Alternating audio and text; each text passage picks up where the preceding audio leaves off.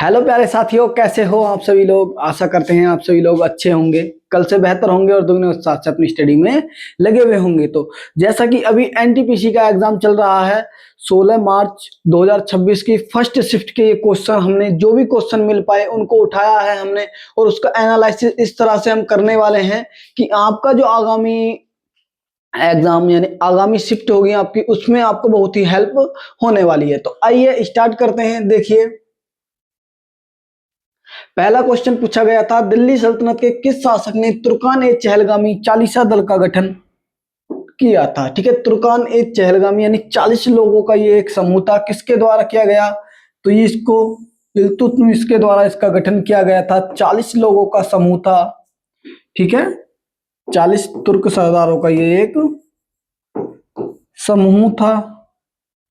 दूसरा अगर आपसे पूछ ले, ठीक है, इल्तुतमिश से पूछ ले कि तुर्कान ए चहलगामी का गठन किसने किया, तो इल्तुतमिश के द्वारा किया गया, लेकिन इसको समाप्त किसके द्वारा किया गया,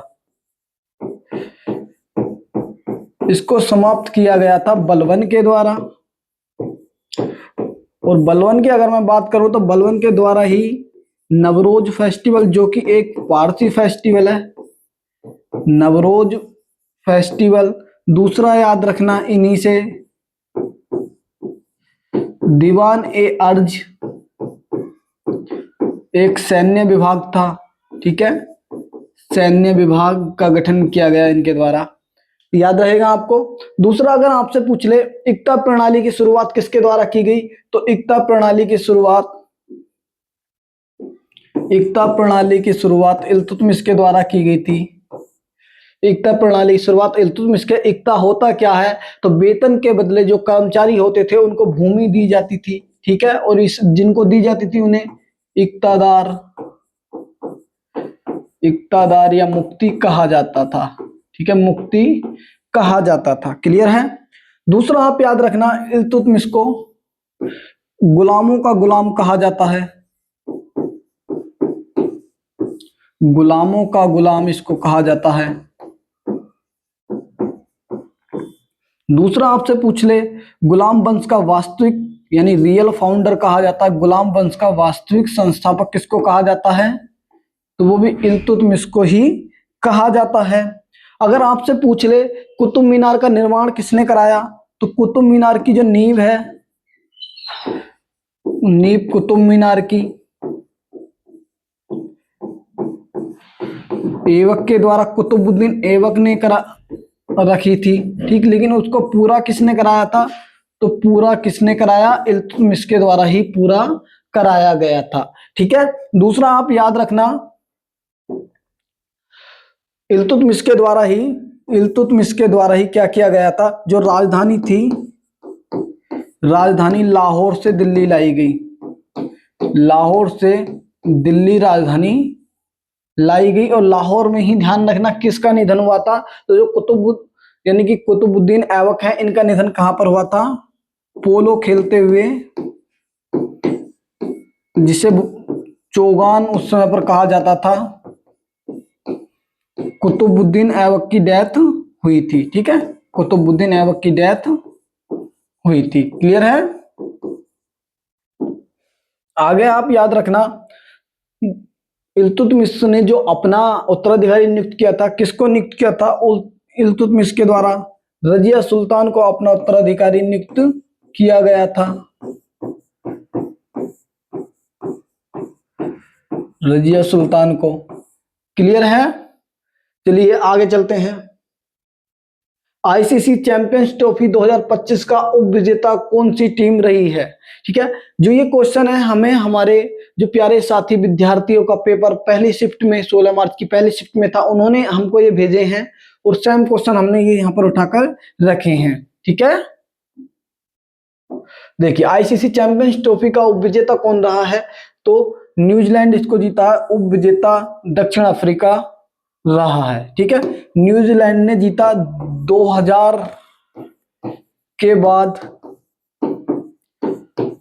25 साल का सूखा खत्म हुआ, 25 साल बाद इन्होंने इसको जीता है। दूसरा आपसे पूछ ले कहां पर यह हुआ था, तो इसका जो फाइनल मैच कहां पर हुआ, फाइनल मैच हुआ था दुबई यूएई में हुआ। क्लियर है? कोई भी डाउट आपको?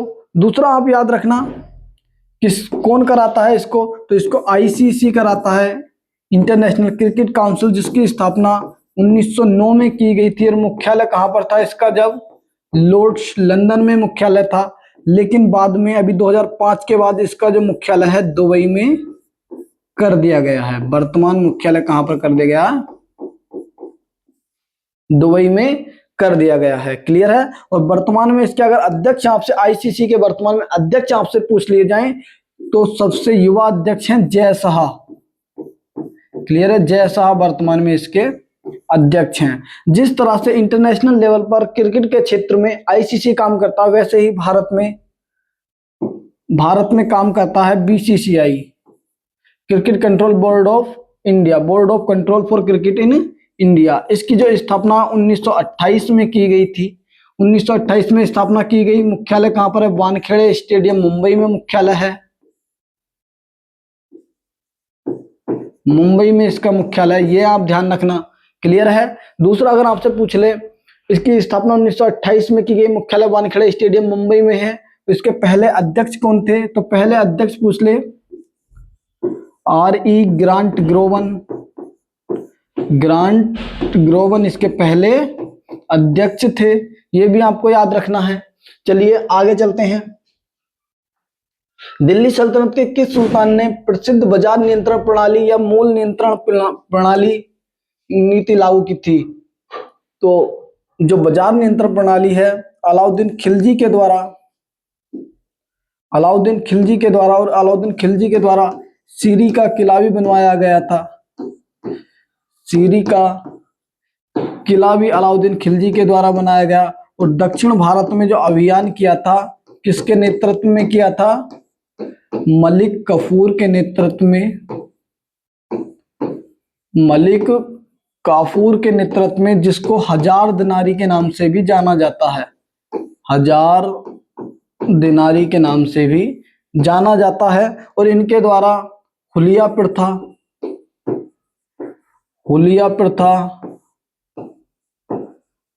घोड़ों को दागने की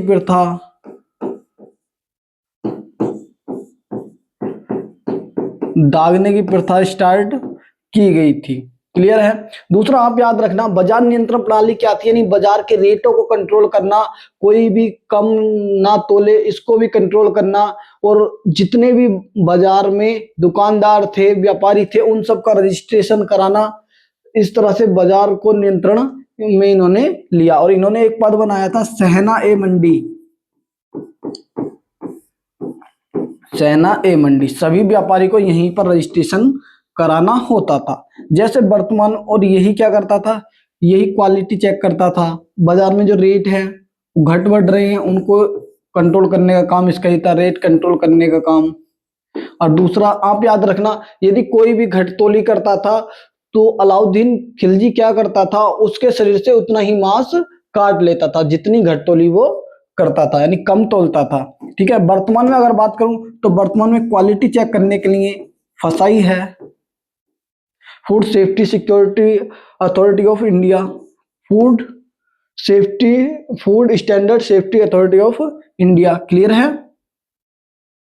देखिए, फसाई की स्थापना कब की गई? 2006 के एक्ट से की गई थी, ये याद रखना आप। दूसरा, इस पूर्णतः लागू कब हुआ? 2011 में लागू हुआ था पूर्णतः, ये जो इन्हें काम करना स्टार्ट किया।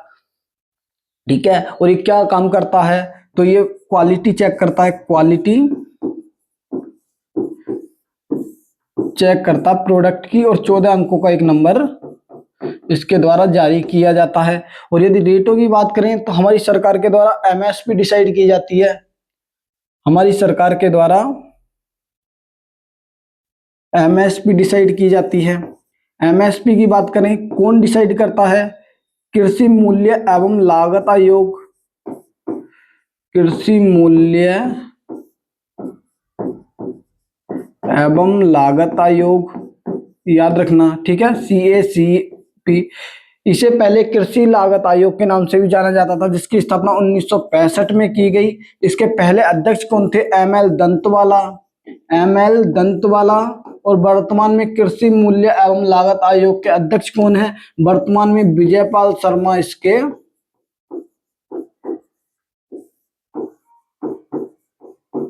अध्यक्ष हैं। ये आप याद रखना। दूसरा, कितनी फसलों की एमएसपी? तो टोटल 22 फसलों की एमएसपी, और गन्ना को भी जोड़ दे इसमें तो टोटल 23 फसलों की ये एमएसपी जारी की जाती है। ये आप ध्यान रखना। क्लियर है? आगे चलते हैं। भारतीय संविधान के 86वें संशोधन 2002 का प्राथमिक संबंध किससे है? 6 से 14 वर्ष के बच्चों के लिए मुफ्त और अनिवार्य शिक्षा। देखिए 86वां संविधान संशोधन 2002, इसके द्वारा सबसे पहले तो जो आर्टिकल 21A है हमारे फंडामेंटल राइट में, इसको जोड़ा गया। ठीक, उसके बाद डीपीएसपी के बारे में याद रखना। डीपीएसपी में जो आर्टिकल 45 है, आर्टिकल 45 इसमें जोड़ा गया। और बात करें मौलिक कर्तव्यों में क्या प्रावधान जोड़ा गया था, तो मौलिक कर्तव्यों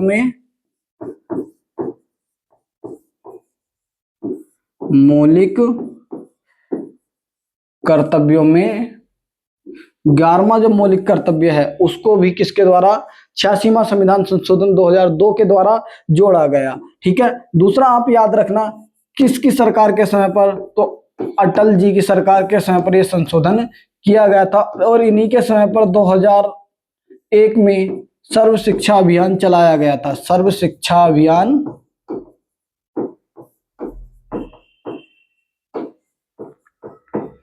चलाया गया था। क्लियर है? सर्व शिक्षा अभियान, जिसकी टैगलाइन थी सब पढ़ें और सब बढ़ें, सब बढ़ें। ठीक है। और अभी 2018 में इस अभियान को समग्र शिक्षा अभियान में शामिल कर दिया गया। समग्र शिक्षा अभियान में शामिल कर दिया गया। क्लियर है?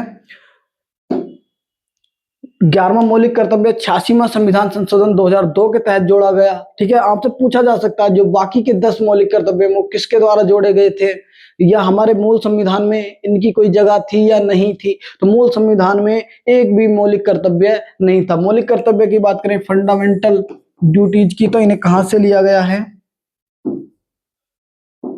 फंडामेंटल ड्यूटीज को हमने रशिया के संविधान से लिया है, रूस के संविधान से इनको हमने लिया है। दूसरा आपसे पूछ ले टोटल कितने थे शुरुआत में जब जोड़े गए? 10 जोड़े गए थे।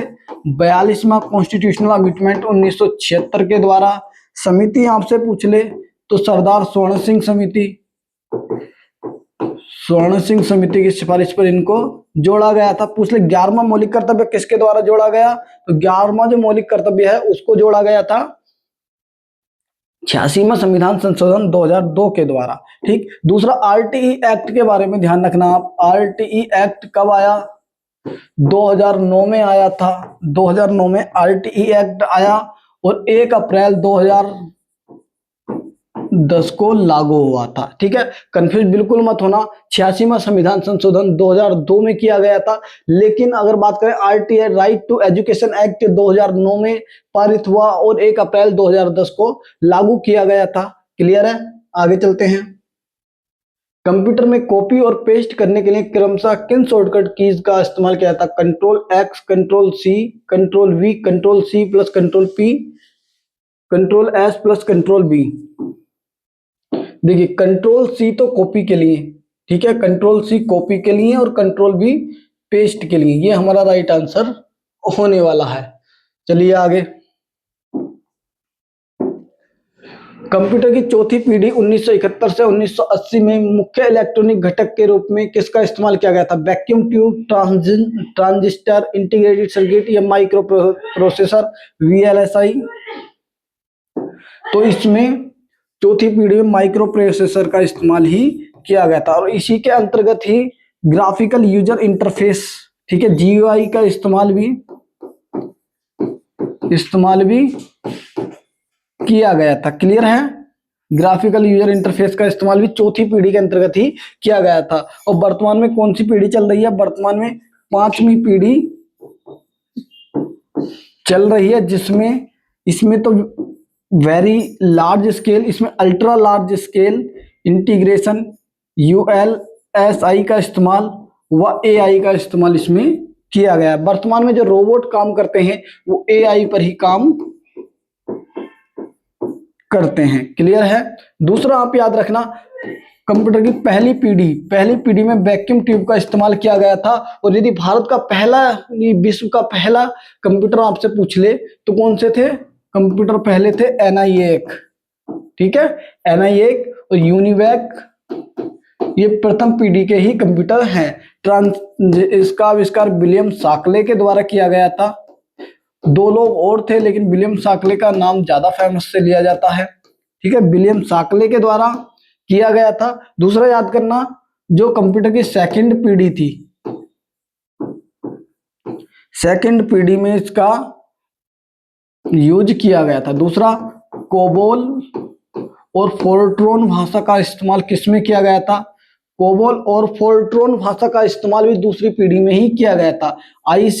आईसी जो चिप होती है किसकी बनी होती है? सिलिकॉन की बनी होती है, सिलिकॉन की बनी होती है, जो कि एक सेमीकंडक्टर होता है। और भारत में सिलिकॉन वैली किसको कहा जाता है? बंगलुरु को कहा जाता है। और कंप्यूटर की तीसरी पीढ़ी में किसका इस्तेमाल किया गया था? कंप्यूटर की तीसरी पीढ़ी में इंटीग्रेटेड सर्किट का इस्तेमाल किया गया था। क्लियर है? आगे चलते हैं। यंग इंडिया नामक साप्ताहिक पत्रिका का संपादन किसके द्वारा किया गया था? ठीक है, ये एक हमारे जिस छात्र ने भेजा है उन्होंने कहा था यंग इंडिया, ये तो पुस्तक हो सकती है या फिर एक पत्रिका, ठीक है, मैं दोनों बताता हूं आपको। यंग इंडिया अगर पत्रिका पूछे तो किसके द्वारा? महात्मा गांधी के द्वारा। क्लियर है? और अगर पुस्तक पूछे तो लाला लाजपत राय के द्वारा। ठीक, महात्मा गांधी से याद करिए। न्यू इंडिया, कोई भी कंफ्यूजन आपको ना हो, न्यू इंडिया किसके द्वारा जारी की गई थी? एक पत्रिका है, न्यू इंडिया जारी की गई थी एनी बेसेंट के द्वारा। एनी बेसेंट से आप याद रखना, भारतीय राष्ट्रीय कांग्रेस की अध्यक्षता करने वाली पहली महिला कौन है? फर्स्ट वुमेन कांग्रेस अध्यक्ष, कांग्रेस की अध्यक्ष, ठीक है। और फर्स्ट इंडियन पूछे, अगर फर्स्ट इंडियन वुमेन पूछे तब आपका राइट आंसर होगा सरोजनी नायडू। सरोजनी नायडू कब बनी थी? 1925 के कानपुर अधिवेशन में, ठीक है, कानपुर अधिवेशन में। अगर 1924 पूछ ले आपसे तो ये गांधी जी ने इसकी अध्यक्षता की थी। और कौन सा अधिवेशन था? बेलगांव अधिवेशन, ठीक है, बेलगांव अधिवेशन की अध्यक्षता गांधी जी के द्वारा की गई थी। क्लियर है आपको? दूसरा, गांधी जी की पत्रिकाओं के बारे में याद रखना। गांधी जी के द्वारा नवजीवन, हरिजन,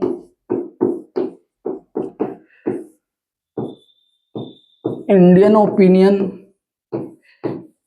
ओपिनियन पत्रिका जारी की गई थी। दूसरा, इनके द्वारा गीता रहस्य पुस्तक किसके द्वारा लिखी गई?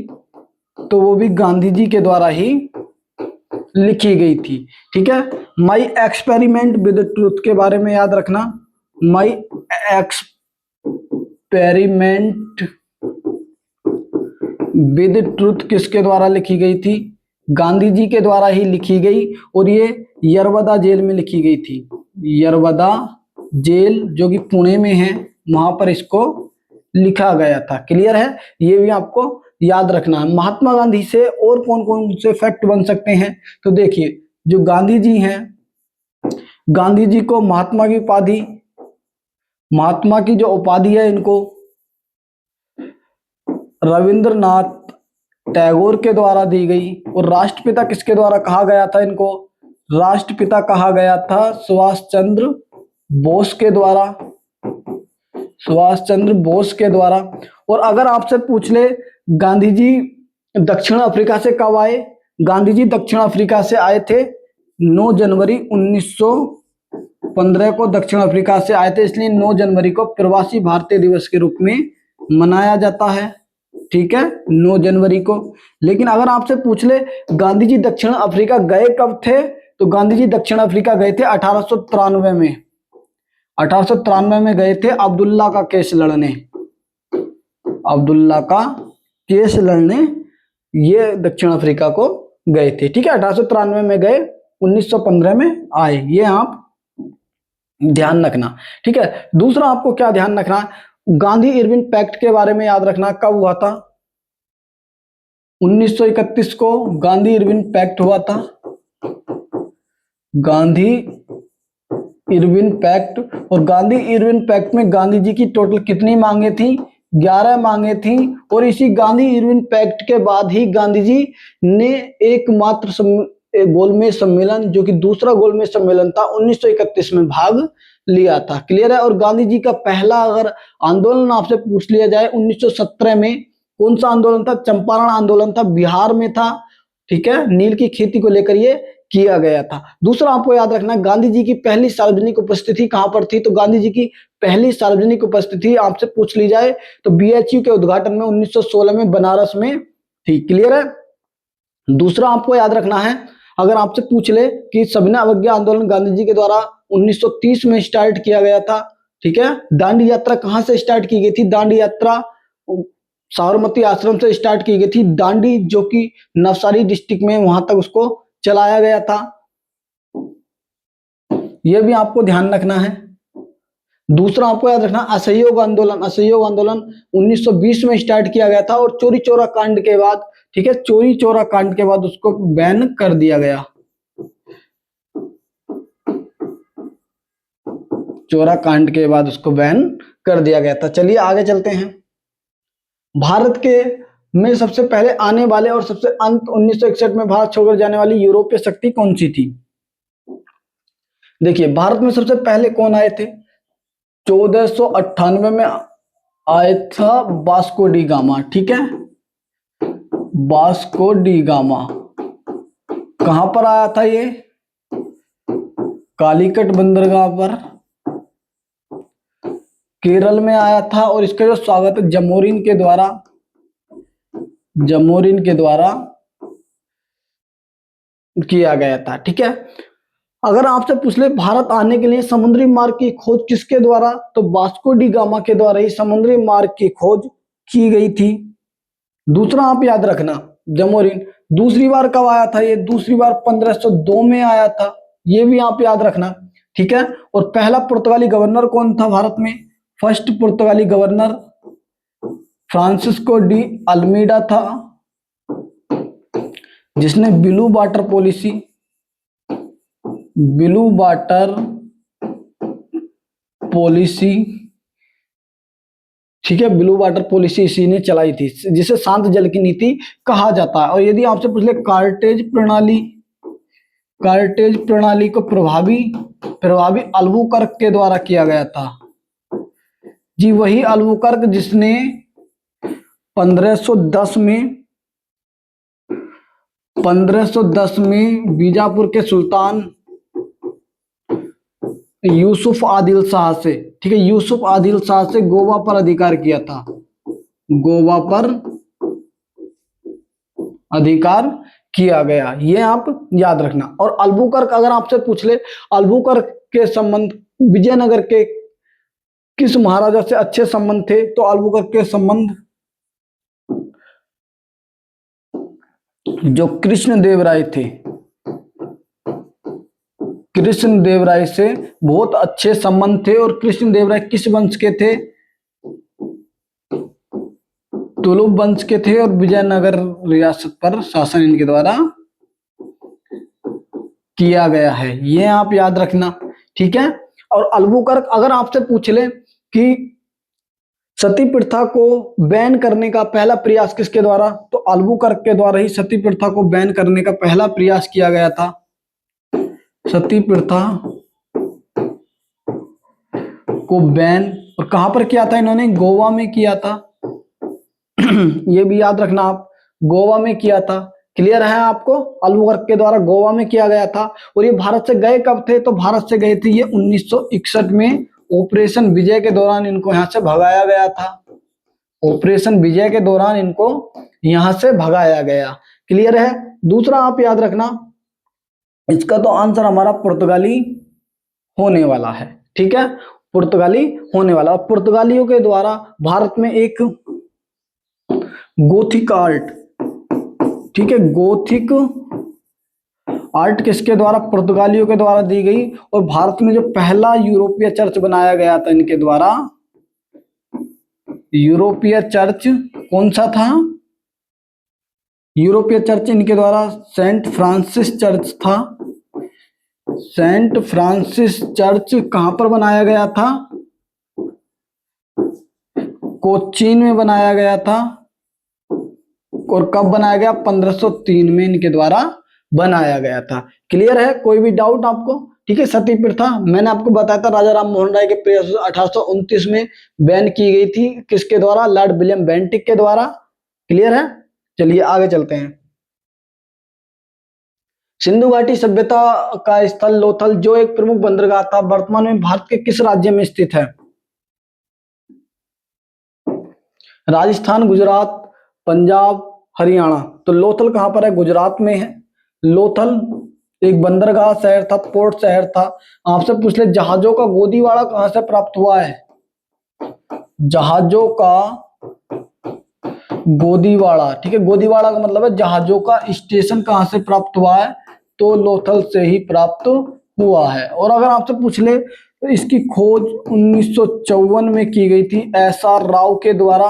एस.आर. राव के द्वारा लोथल की खोज की गई थी, ये आपको ध्यान रखना है। दूसरा, आपको सिंधु घाटी सभ्यता के जो शहर थे वो गली की तरफ उनके मुंह खुलते थे, लेकिन एकमात्र शहर लोथल का जो शहर है वो लोथल के घर का गेट, ठीक है, लोथल का जो गेट है, यानी घरों के जो गेट है,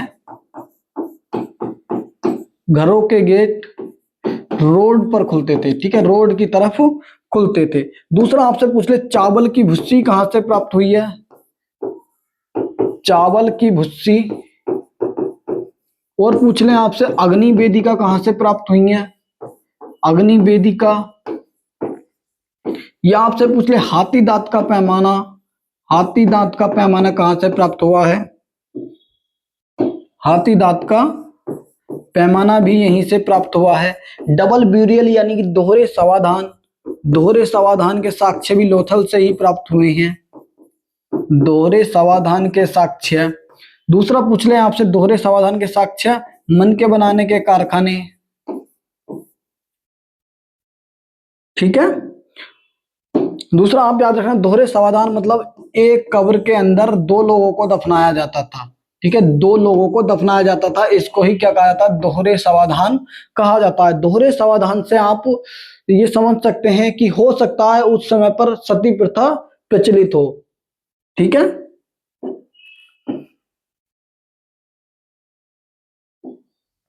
दूसरा आप देखिए सिंधु घाटी सभ्यता का मैनचेस्टर किसको कहा जाता है? तो लोथल को ही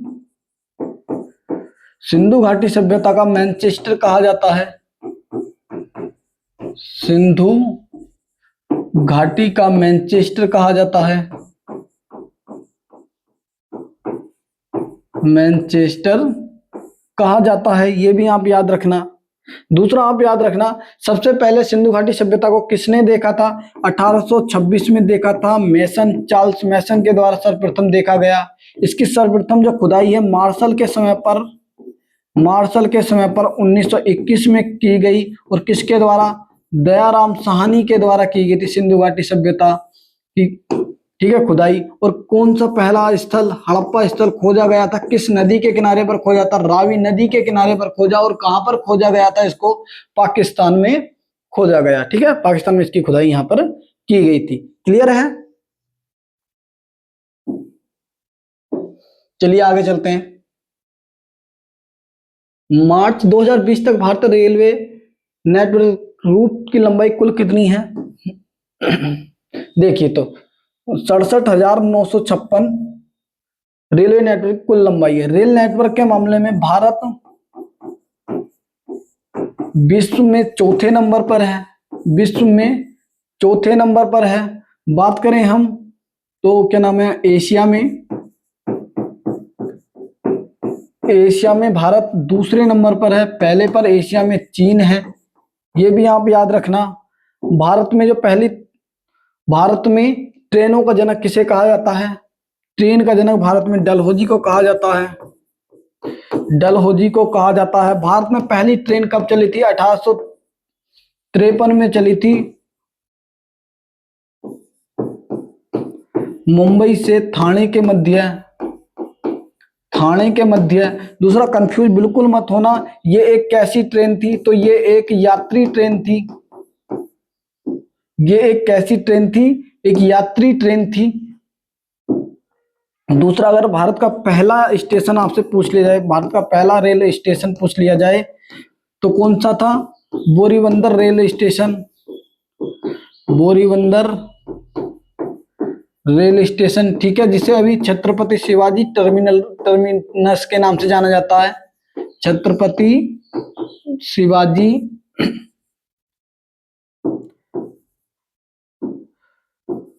टर्मिनस के नाम से जाना जाता है, ये भी आप याद रखना। क्लियर है? छत्रपति शिवाजी टर्मिनस के नाम से जाना जाता है। दूसरा, अगर आपसे पूछ ले रेलवे के बारे में, तो रेलवे की जो पहली इलेक्ट्रिक ट्रेन है, पहली इलेक्ट्रिक ट्रेन मुंबई बीटी से कुर्ला के मध्य चली थी, कुर्ला के मध्य चली थी, ये भी आप याद रखना। और अगर आपसे पूछ ले स्वतंत्र भारत के पहले रेल मंत्री कौन है? स्वतंत्र भारत के पहले रेल मंत्री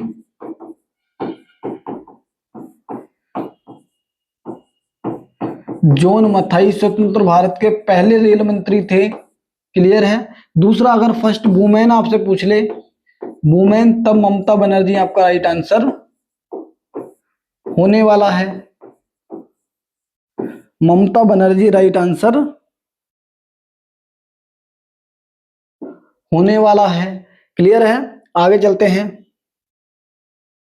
भारतीय संविधान के अनुच्छेद 39D में मुख्य रूप से क्या प्रावधान दिया गया? 39D में बच्चों के लिए निःशुल्क शिक्षा, पुरुषों और महिलाओं दोनों के लिए समान कार्य के लिए समान वेतन, राइट आंसर होगा इसका ये।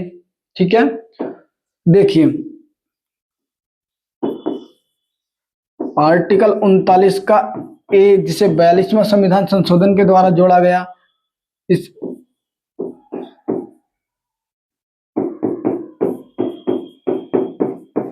न्याय व निःशुल्क विधिक सहायता,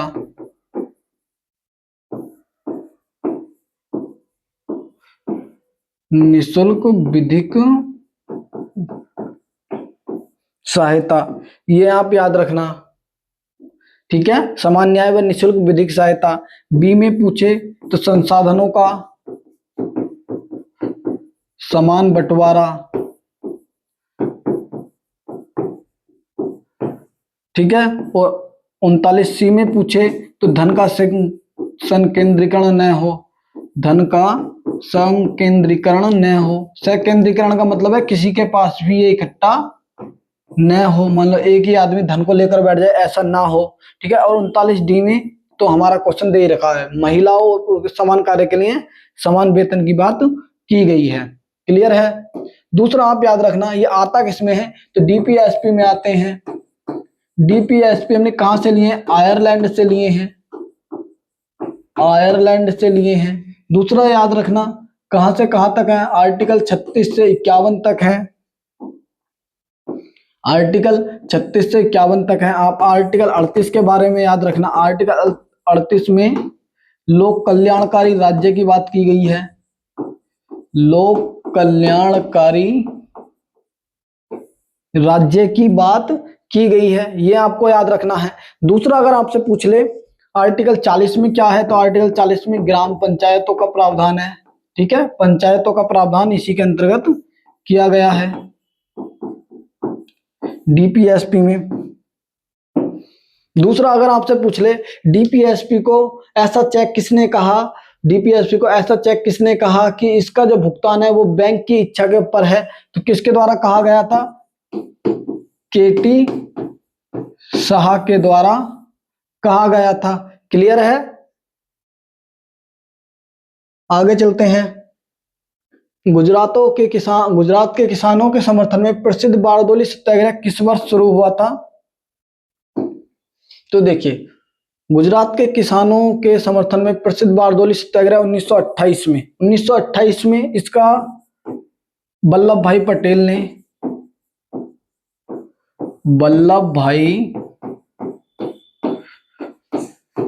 पटेल ने इसको स्टार्ट किया था। ठीक है, इसका नेतृत्व किया गया था और ये कर को लेकर था, कर बढ़ा दिया गया था उसको लेकर ये था, लेकिन ये कम कर दिया गया था। ये आंदोलन सफल रहा था। क्लियर है। सरदार वल्लभ भाई पटेल को सरदार की जो उपाधि है बारडोली की महिलाओं के द्वारा दी गई, बारडोली की वुमेन यानी कि महिलाओं द्वारा दी गई, बारडोली की महिलाओं के द्वारा दी गई। सरदार वल्लभ भाई पटेल को लौह पुरुष कहा जाता है, लौह पुरुष कहा जाता है, और इनको ही भारत का बिस्मार्क भी कहा जाता है। भारत का बिस्मार्क भी इनको कहा जाता है, क्योंकि जिस प्रकार बिस्मार्क ने जर्मनी का एकीकरण किया था, उसी प्रकार सरदार वल्लभ भाई पटेल ने भारत में बिखरी पड़ी रियासतों का एकीकरण किया गया था, इसलिए ही इनको कहा जाता है। इनके द्वारा 1931 में कराची अधिवेशन की अध्यक्षता की गई थी, और कराची अधिवेशन में ही कांग्रेस ने मौलिक अधिकारों का प्रस्ताव रखा था, मौलिक अधिकारों का प्रस्ताव रखा था, ये भी आप याद रखना।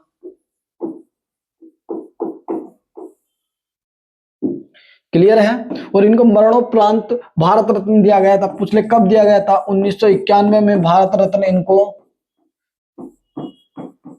दिया गया था, और पहले गृह मंत्री थे ये, पहले गृह मंत्री।